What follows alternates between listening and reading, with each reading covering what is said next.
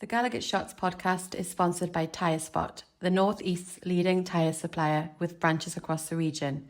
TyreSpot don't just do tyres, they cover everything from servicing to wheel alignment. They can handle every aspect of your car's maintenance. For more information, visit tyrespot.co.uk. Enjoy the episode.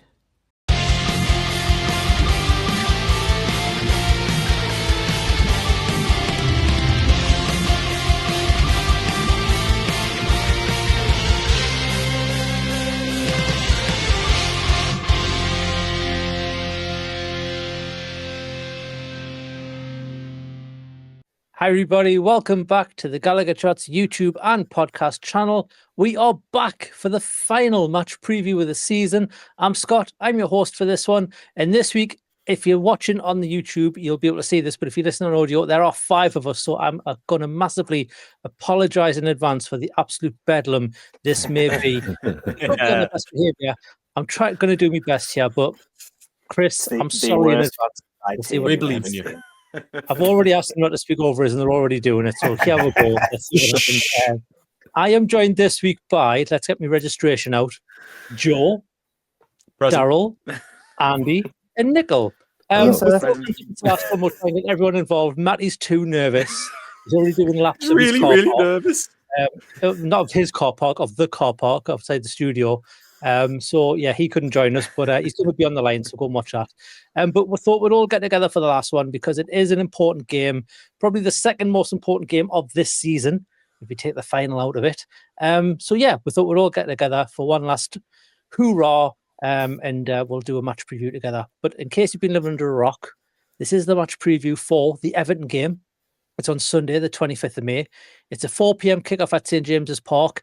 And for some criminal reason, it isn't on any UK broadcast at all because they've decided to show the Liverpool game, which is absolutely pointless unless you want to see Trent get booed for 90 minutes and then pick up a trophy. And they might boo him when he does that. See what happens. But anyway, let's talk about the other Liverpool side. Everton, they are 13th in the league on 45 points with 10 wins, 15 draws and 12 defeats. I'll get my teeth in straight. They are on 41 goals scored and 44 conceded. That puts them on a -3. And before we get started with all the bedlam, here's some commentator stats before I let these lot loose and let them have some let them talk. Having lost 6 of their 9 home league games against Everton between 2011 and 2019, with only winning 3. Newcastle are now unbeaten in their last 4 against the Toffees, with 3 wins and 1 draw. I think that draw was last season, wasn't it, with the Paul Dummett DDT? Everton have only kept more clean sheets against West Ham, 23, and Liverpool, 21, than they have against Newcastle in the Premier League on 18. It's not a good one to start with, is it? Newcastle have won their final league game in 8 of the last 10 seasons with 1 draw, 1 defeat, with the exceptions being a 3-1 loss against Liverpool back in 2019-2020 and a 1-0 draw with Chelsea 2 years ago, 2022-2023 season. Everton have only won their final league game in 1 of the last 8 seasons, with 1 draw and 6 defeats, beating Bournemouth 1-0 in 2022-2023. And victory for Newcastle will guarantee them qualification for next season's UEFA Champions League, which is why it's so important. The second time in the last 3 seasons they'll have done so, having only done so twice previously, and we all know when this was, 1997-98 and 2002-2003. So then, there's nothing at stake for this, nothing to do. We may as well not even talk about it. Let's just go home now and get on with the pre-season stuff and look forward to a transfer window full of incomings. No, obviously, massive important game, Joe. So much at stake. This is, we could get through this with a draw, but it's must win, isn't it? Mate, me heart couldn't take a draw, because imagine trying to battle through the 5G inside St. James's Park. Being like, who scored? What does that mean? I think Daryl put some flow chart in the other day, didn't you, mate? Where it was what? Oh, Newcastle beating Everton? Yes, no. And then it goes to all the other results. And I'm probably going to do that over trying to actually get any signal in the ground. But no, you know what we need? We just need a nice, clean 3-0 win. Knee bother, knee issues. Listen, Everton, they're literally finishing 13th this season. They kind of finish higher. They kind of finish lower. Only Pickford's really going to give a shit out of them lot. half their squad's going to be out of contract in the summer anyway. So listen, just let us have this, please. Listen, and I know we're your favourite club, Everton. I know that you love us so much and that we've never had any animosity whatsoever. I'm just saying, enjoy yourselves. You've said goodbye to Goodison Park. Just say goodbye to the season now. You know, I think it's going to be like decent weather in Newcastle. Go and get a pint beforehand. It's fine. Let's go to the big market, sort yourselves out, and give us 3 points, and we'll be on our way to the Champions League next season. Thank you very much. Goodbye. Wow. Well, there you are, Andy. It won't be as easy as that, will it? Everton have been on a bit of a run. I know they lost a couple in the past 5, but they've picked up that form again, winning the last 2 again. It was it Leicester and Fulham? I think the last 2 games, or Southampton and Fulham was the last 2 games. But they have picked up a few injuries. That defence is a bit depleted, which probably is a good sign for us. But since Moyes has come back, they've seemed to have really picked up a good run. Yeah, it looked like this was finally going to be the season that Everton's luck ran out. So they've obviously been riding that luck for, half a decade, maybe more than that, with different managers. And I mean, such a banter club, really, when you think that they had Ancelotti as a manager like 4 years ago. And then they ended up with Sean Dyche and now David Moyes again. Just really strange, the whole thing with Everton. Obviously, rivalry aside, I've got time for Everton. They're obviously a proper old club. I think the move to the new stadium is going to be really good for them. But if they had gone down moving into that stadium, it would have been objectively hilarious that they would have been there. Because obviously we had the whole richest club in the Championship thing. It would have been the best stadium that the Championship has ever seen, I think. But yeah, Moyes has come in and turned the corner completely. I think Dyche is a really good manager. And I think when he couldn't get it working and seemingly couldn't get any of them motivated, I thought they were complete gunners. But Moyes, fair play to him. He looked like he was he looked like he was retired from management, and he came back. He's given them such a lift. He's given so many players in that who look like absolute, useless, really. Like you look at players like Beto, who he's made look like a decent striker. And he's turned them round from being a god awful relegation fodder side to being a decent Premier League side. My worry is just when we've played decent teams rather than really good teams, we've sometimes been a bit slack this season. But with Everton, we just have to do the business. I'm sure we'll get onto it, but they're a good side, but they're not an amazing side. And the teams that they have beat this season, they haven't really done it against anyone major. There was obviously the Liverpool game and the last derby at Goodison with all that drama, and they obviously look really good in the game they've just had, the final game at Goodison. But again, just being very much dead rubbers a lot of these games. So it'll be interesting to see how they approach this one. Yeah, Daryl, it will be interesting how they approach. And obviously, Andy's mentioned the last game against Southampton. It's hard to take anything from that because it was against Southampton, who were already relegated. It was the last game at Goodison. So there was all that going on as well. They almost couldn't not lose that game because of that. But also, it was against Southampton, who were already relegated. And I think everyone was picking Southampton apart. They did lose Branthwaite in that game. And I think Coleman as well went off, who had only just come back. So their defense is pretty depleted because they've lost Tarkowski as well. It's going to be interesting to see how they line up. Obviously, they've got what's he called, Michaelenko as left back, who I think is probably one of the standout players this season from the defense. So he's going to be obviously someone to watch out for. But is there anyone else that Everton side who you think we need to keep an eye on? Obviously, Andy's already mentioned the striker there, Beto, who's coming to a bit of form of late. I think McNeil, if he's fit, is the key man for them as well. He's quite good at putting in goals and assists there. Also in the defence, I think we'll probably see Michael Keane now. He is a bit of a threat when it comes to set pieces, much like Tarkowski is. And also, I think on the flip side of that, he's potential weakness because he hasn't got a lot of pace. So if we can really press that back four and not necessarily have our game plan where we try and break on Everton, but if we can be very quick and precise and deadly with our attacking phases, then we have the chance to exploit that back line completely for pace. And it's somewhere where we'll be able to see a lot of joy. The midfield, I think they've still got, isn't it?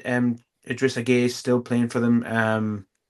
So there's a little bit of, so there's a little bit of steel in there. But again, we've seen that our midfield is just, it's the best. It's a very strong midfield when it's all in. I know there's a lot of question marks about whether or not Joe Linton will bash down the doors of the ground to get in and secure his starting position in that team. And as much as it would be nice to see that and to have our strongest midfield available for this game, I think, you've got to take these things carefully, and we don't want to risk ruining him for pre-season. Seen a lot of chat this week about whether or not it's Willock or Miley that would come in if we went with a 3, because obviously we'll get onto that as well, because there's so many different permutations about how we could set up.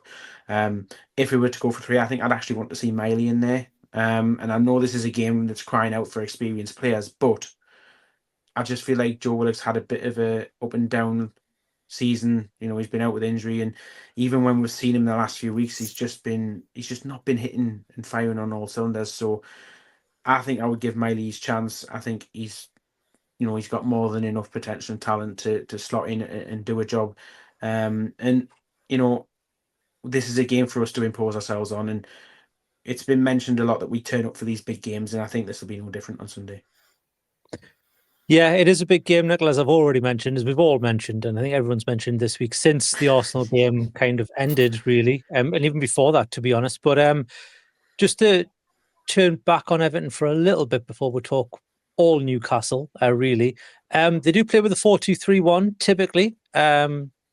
We saw similar with Arsenal last week, and obviously I'm not comparing Everton to Arsenal as two sides that are like for like, but we found it hard in that midfield against Arsenal, where we had 2 midfielders and Arsenal had 3, and you could see where they just had that extra man, and Bruno was chasing shadows, Tonali was chasing shadows, because we just didn't have anybody available to pick up that spare man, and they were just getting through our midfield a bit easy at times.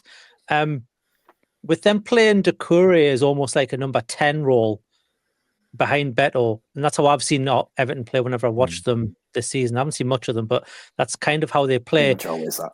That might play us a bit more into our favour, because it'll be a bit more higher up the pitch as opposed to in the defence of the midfield. So I don't think they're going to play out the back as much. Will that suit us a bit better than how Arsenal like to play, where they play more of a holding midfielder? Yeah, I think so. And I think talking about Doucouré, I think he's leaving after this game. So yeah, he's probably half the squad is apparently. yeah. So I'd imagine he will play as a bit of a send off. And obviously, as you said, Arsenal and Everton's midfield is not really comparable. I think, like Daryl said, I think we'll go back to a 3 in there anyway. I don't think we'll play a back 5 at home in the last game of the season against these. I think we'll be back to a 4. Whether we don't know what that 4 is going to be yet, but yeah, I think it'll be Willock or Miley to come back in, and I'm sure they'll be able to overrun Everton's defence. Yeah, Andy, does height cause a concern with Everton? They've got a lot of tall players. Obviously, Doucouré. You've got what's he called? The defender that Daryl mentioned. Michael Keane. Michael Keane. He's a tall lad as well. They've got a few tall players in the squad, and obviously we've got not that many. Obviously, you talk about Dan Burn, but height is an area where we lack a little bit. And when you talk about set pieces, you'd think Sven Botman might be one of the pairings of in defence that you'd want to keep, and maybe it's Fabian Schär loses his spot there when you're talking about corners, free kicks coming in. Yeah, I think, well, I mean, we've just played Arsenal, who obviously they did get a goal against us, but it was a worldie. That they're famously a set-piece team with that really annoying set-piece coach. But we did pretty well against them, and obviously we've played them 4 times, and have we even conceded from a set-piece against them? I don't think we have, because I think we've only conceded against them. No, until that worldie from Rice. So, yeah, I think the main thing is missing Joe Linton. He obviously drops in to almost like the fullback role when teams go direct, because he drops in to win those headers, and obviously from set pieces he's brilliant as well. If we are playing with a 4 in defence, then Botman's probably the one that drops out, despite him being the best aerially. We saw Burn lose a header to Lewis Skelly in the Arsenal game as well, which worries me slightly that he's maybe just lost his legs this last stretch of the season. But yeah, teams like Everton, that's always that cliche, isn't it? That those teams will play for set pieces and try and get those scrappy goals. Every team can do it, but I do think it's something that we maybe underappreciate with our team, is how good we are defending direct play. We're so good against it. Chelsea tried to do it against us at St James's, try to go really direct, and it didn't work. So Jackson decided just to elbow Botman because it wasn't working.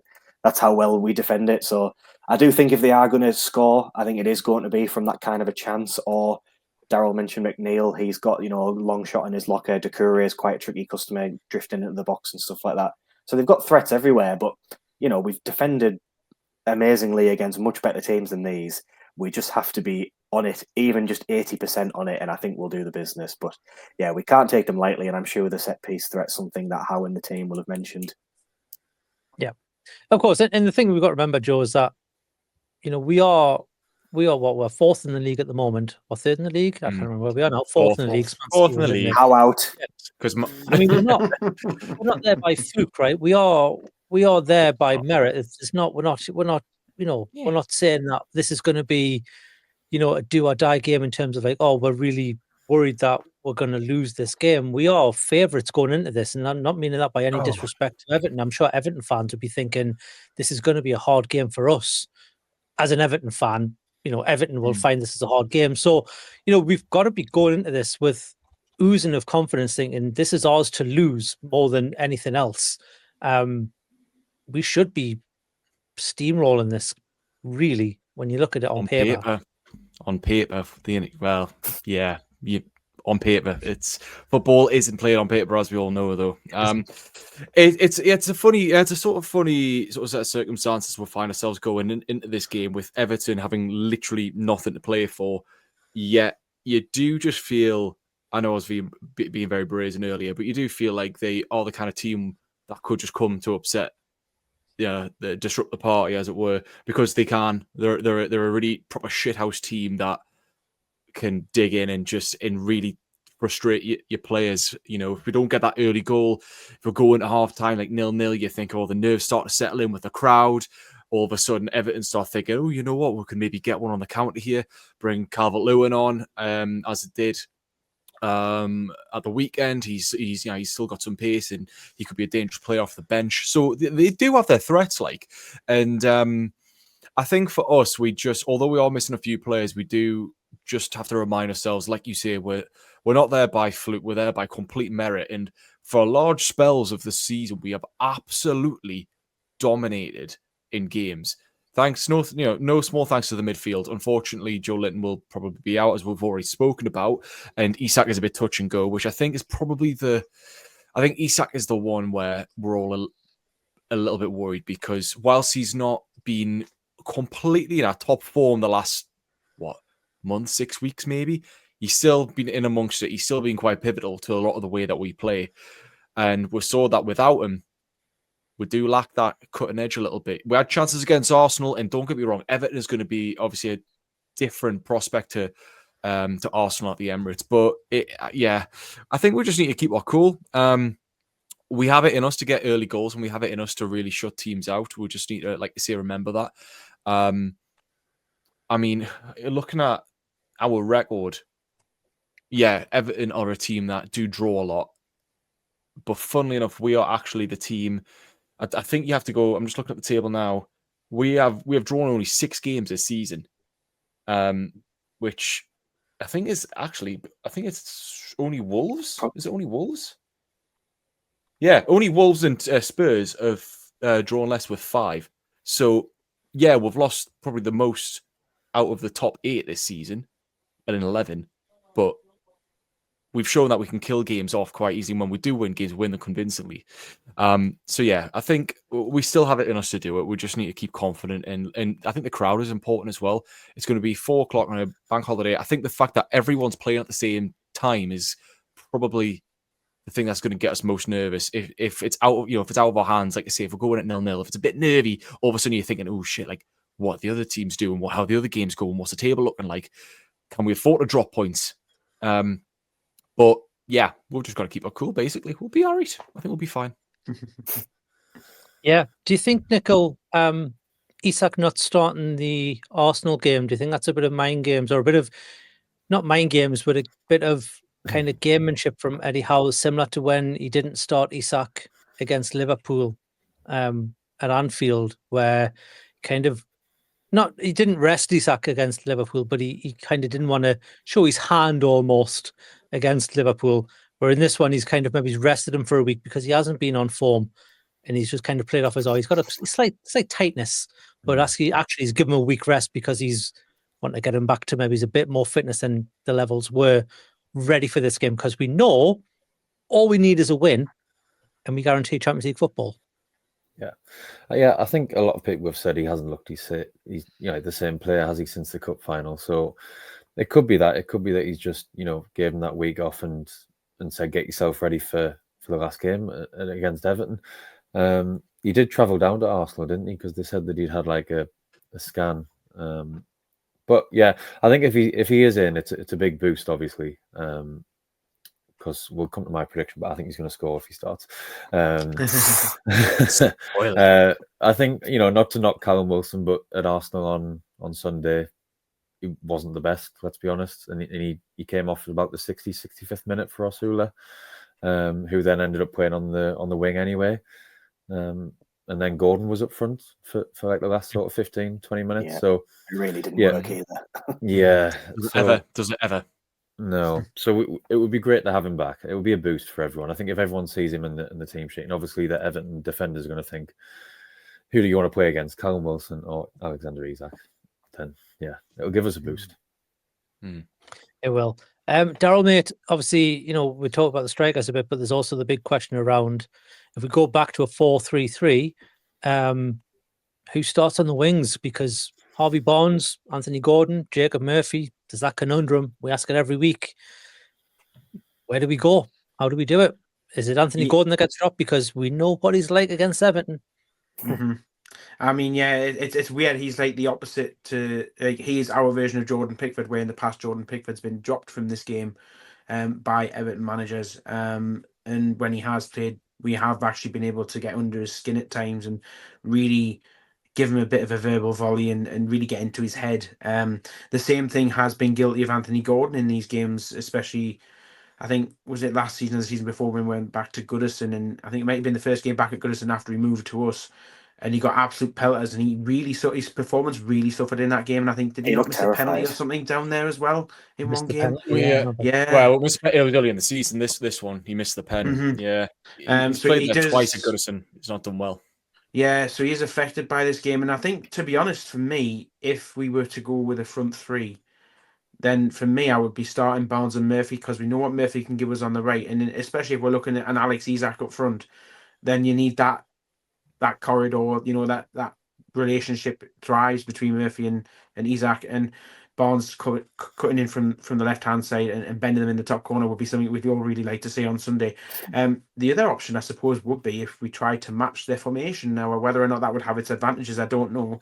And if you went with a 4-2-3-1, then you've got the question of having all three of them playing behind Alex Isak and having Bruno and Tonali in the deeper roles of midfield.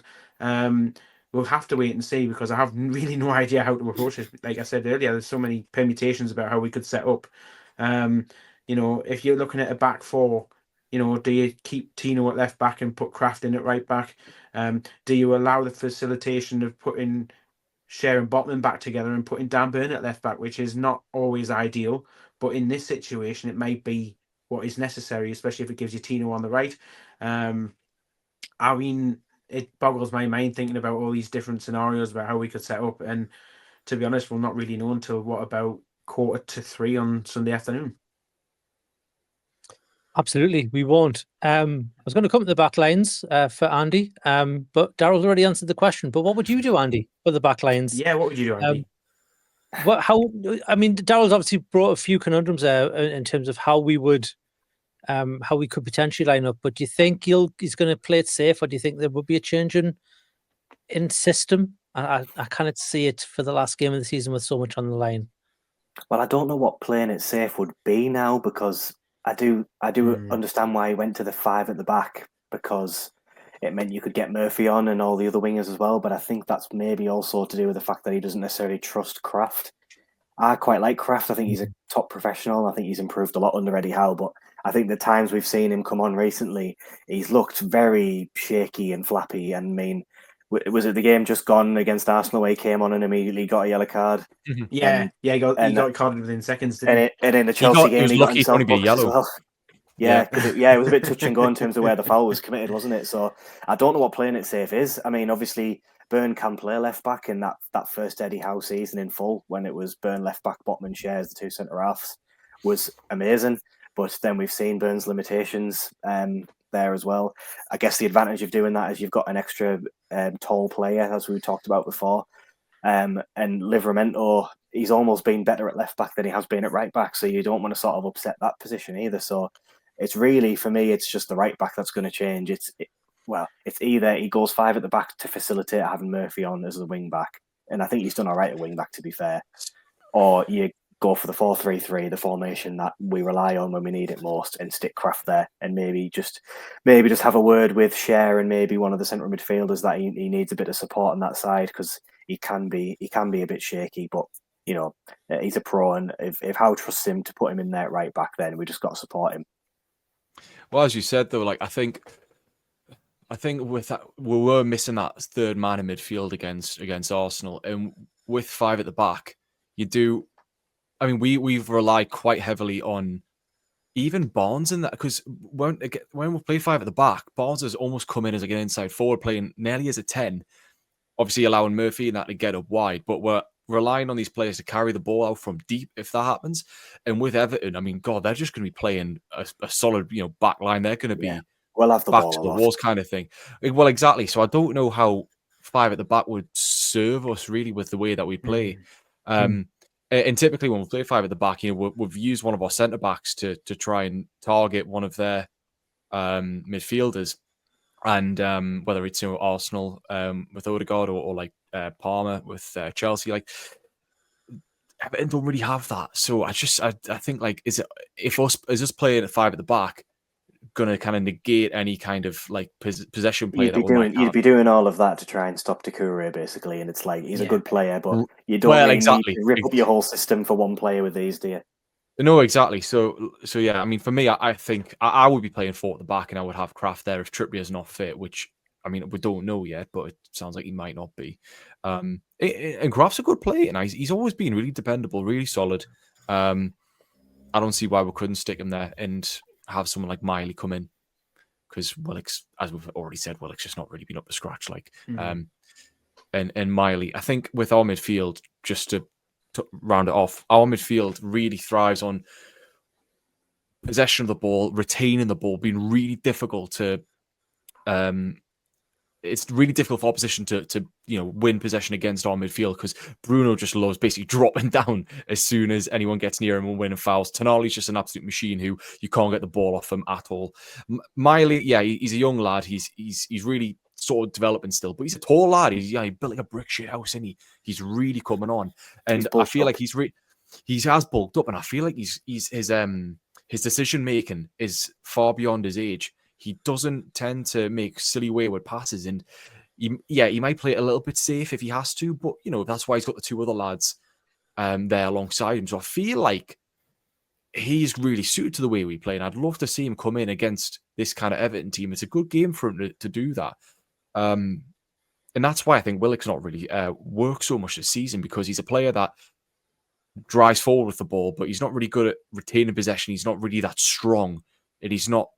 Yeah, he's got a good pass in him. I remember that assist for Isak a couple of seasons ago, absolutely unreal. But like, that's not the kind of play and passing that our midfielders tend to do. It's a lot of like shorter passes, threaded balls. Like it's so yeah. Miley would be great for this game, I think, and I would love to see him in. Absolutely. Well, we talked about the teams. Now it's time to talk about the man in the middle, Daryl.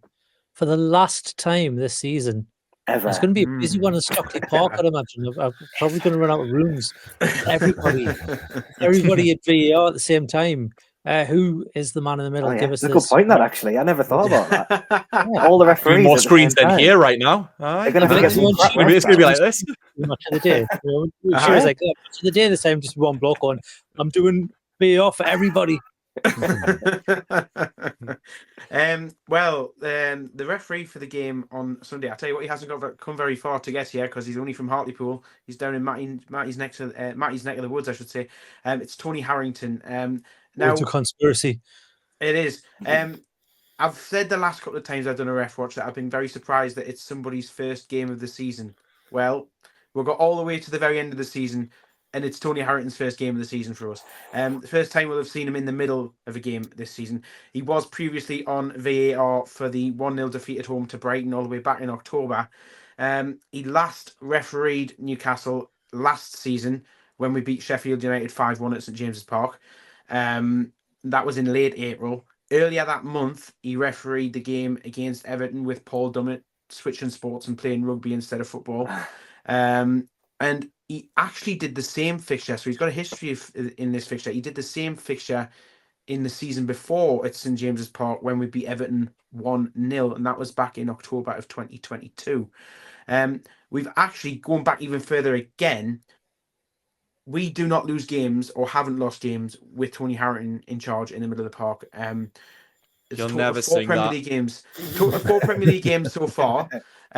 We've just mentioned the previous 3, and the other one to add to that list is a 1-0 win against Crystal Palace, which was all the way back in April of 2022. And I was reliably informed by my good friend Paul, who I'll say very quickly now. Thank you, Paul, for all of your help during the season. He's my good man source for all the ref watch stuff that we do on the channel. My So HB thanks, source. GMOL Thanks, contact. Paul. Really appreciate it, buddy.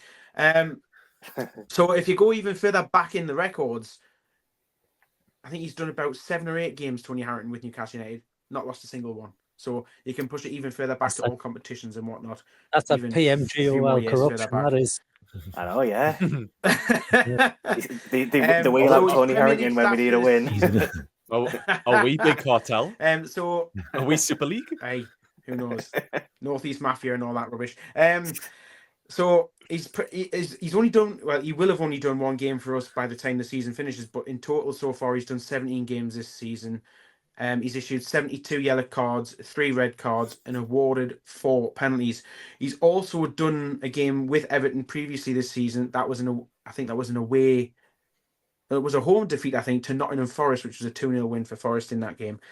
So they haven't won a game that he's done with them for a little while.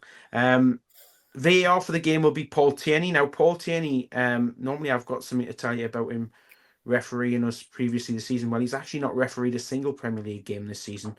And he's been working exclusively on VAR duty. So we don't know whether or not VAR. that's... Well, we don't know if that's down to a health issue or an injury, so I hope he's doing all right. And he's done VAR for us previously this season already, and that was the 2-0 away win at Old Trafford against Man United. That's all There good we signs, go. Scott. Good signs. Good signs. Jody Harrington's black and white mags. T and an O and an N and a Y. Well, Nichol, you teased it earlier. Mm. I'm going to come to you first, mate, for your prediction. Ooh. Yeah. Teased it. You've told about 1 goal scorer. Yeah. I'm hoping it isn't going to just be 1, but let's No, find there's- out what There's you're going going to be for. there's a couple more because we're going to go 3-0 to the Mags. Good I man. want it to be one of them end of season like party atmospheres that we have. You know, that kind of vibe. So I'm going for Isak if he plays. Anthony Gordon against Everton, please, for one of the others. Again, if he plays. A third one, Bruno. I want him to do another 15 celebrations like he did against Brighton when we secured Champions League. Yeah, and just a footnote to that, it's obviously going to be the last game for quite a few of the players. So yeah, I hope it is a good atmosphere and that those who are going to be leaving at the end of the season, I'm thinking like Wilson, Lascelles, along those lines. Hope they get some minutes. That's why I wanted to be like, yeah. If they get some minutes as well, I want it to be like a nice, comfortable afternoon, obviously, and have a good send off for some of the lads who've been good servants as well. Nice. Well, there we go. There's the first one. Who should go next? Should I spin a wheel or something? I feel like I need to. Daryl, I'll come back to you, mate. What's yours? Okay, mate. I've been thinking about this Well, for if a you little want while, and I'm not going to be stupid. I'm not going to be negative. I'm not going to be pessimist. I'm none of that. No. Why not? It's the last game of the season. I'm going to go for a 4-1 win. I think we'll be very much like, or not quite like the Spurs game of many years ago when we battered them 5-1 and got relegated. But this could be a game where we just turn up, we do a job, we really put the pressure on them and really take control of the game, and they'll just come back with a late consolation. I'll go with Isak if he starts. I'd want Tonali in there for a goal. maybe one just for Big Dan Burn for the crack. And maybe a Harvey Barnes screamer at the top corner because, it's Harvey Barnes. For them, I would probably go with Dwight McNeil because he just seems to have a goal in them all the time. Okay, then. Joe, mate. Sticking with the top row here. Me last. It is. Okay, then. Andy, mate. It's coming to you. No. Go on, Joe. What are you going for? 3-0. Isak 2. Barnes wraps it up. Get it done. Champions League football's coming back to Tyneside, lads. Let's have it. Come on. Come on. Howie! Enjoy the game. Listen, got now to worry about, man. We're fine. We're fine. Andy, We're doing it, man. We're doing it. Fine, Andy. What are we going for, Andy? I was about to say, when we last qualified for the Champions League, you remember that awful game against Leicester? Where it was like, Nick we just for some reason just couldn't score, and then they had that chance at the last minute, and it was like, I really don't want that again. Was it not Harvey Barnes who nearly scored that at all? Yeah, I think it might have been someone sticking a leg out at the back post or something, wasn't it? It was something like that, yeah. But I've got me head is telling me that's going to happen, where we're going to be holding on at the end, and we're all absolutely cacking our pants, and it's like there's going to be this massive euphoria at the end. Man. But then the other side of me, when I was listening to all the smiling faces on the way home today, when they were on about it, when we were on about that, they were on about that Spurs game when we got relegated and we absolutely stuffed Spurs, and like Daryl Janmat was like sticking his fingers up at the fans and stuff, and it was just like complete chaos. I kind of want that as well. So I don't think it's going to be. I don't think at any point it's going to be comfortable. I think even if we're 3-0 up, we're still not going to be comfortable. We're still going to be rocking on our seats and nervous. Oh, well. And I don't think we're going to necessarily be like, oh, let's get Target on for a cameo now. It's going to be like, no, get the job done first. Like, let's not just drag Lascelles out. So I think 2-0. I think it is going to be slightly hairy. I do think we'll get a goal. I think we'll get a goal just before half time. And then it'll be similar to the Chelsea game where it's like, please just get the second goal. Please just get the second goal. And then we will. And I'm actually going to say a Callum Wilson penalty. And he can give that beautiful, handsome man can give us one last little salute. I'd love that. Yeah, fairy tale end. Because I agree with Nichol. What I don't want to happen is that a lot of these players move on and it's under a bit of a cloud because of the disappointing end of the season. It would be crap for those players that they all kind of have to just go and everyone's unhappy and no one sort of stays afterwards. So if a player like Wilson could do the business, it's a really nice sort of bookend to this period of the club. So I do think we'll get the job done. Ask me again when I'm a few pints deep on the bank holiday, and I'll probably be saying 7-0, hat tricks all around. But we'll get the job done. I think as long as we turn up, I don't think we even need to worry about who we're playing against. If we just play our game and we don't do what we did against Arsenal, where we fail to put the chances away, we just got to put one of those chances away because we will create them. And then we're a big game team. Big game team. We've got a good mentality. That's the thing. We've got a good mentality. Would it be disappointing to end the season with Europa League football and the Carabao Cup? Oh, it's mad, isn't it? I feel like such a fickle fan. You know what? We're like Man City fans now. What's going on? I was speaking to a mate from work. Today. Speaking to a mate from work today who's a Newcastle fan, and he was actually saying he prefer Europa League because we might actually win it. Now I'm not of that accord. I still think Dortmund are in it next season. It's a really high standard, the Europa League. Have you not seen who's playing in the final? Kicks off in 10 minutes. I can't wait. I know, yeah. Well, I get my prediction out. El Crafico. Go on, Scott. What you saying, mate? What you saying? Yeah. I've been thinking 3-0 all day, but I'm going to up it by 1, and I'm going to say 4-0, just because a lot of people have said 3-0. Yeah, I'm going to say 4-0. Just to make a 1 goal for Andy, because why the hell is he saying 2-0? No, I think 4-0. I'm going to go for a Tonali brace, and then I think later on, I think Wilson will get one. I think Wilson will come on. And he'll get his 150th. He'll do a Jamie Vardy and get his last goal for the club, and then it'll round off with an Anthony Gordon just to really screw the nail in and put them to bed. And we'll all end up happy. We'll be in the Champions League. And one last question for everybody: who misses out on Champions League football? Out of the teams fighting for it, is it Villa? Is it Chelsea? Is it Man City? It won't be Man City, or is it who's the last one? Or is it Villa? Forest. I think it's Chelsea and Forest. I think Chelsea. Villa's going to win. Obviously, City's probably going to win. We're going to win. I do think that Forest will actually beat Chelsea, but if I'm right, that means they'll get Europa League and they'll go 6th, won't they? And Chelsea will go 7th. So I think that'll happen. Yeah, and I really hope it happens because I hate Chelsea and actually like Forest, and I want to see Elliot Anderson and all of our previous ex-Mags do well. And I think they'll be disappointed to not get Champions League, but Europa League's a nice little consolation for them. So up the Forest. Agreed. Tricky trees. I agree. I think there'll be a lot of people. On our behalf.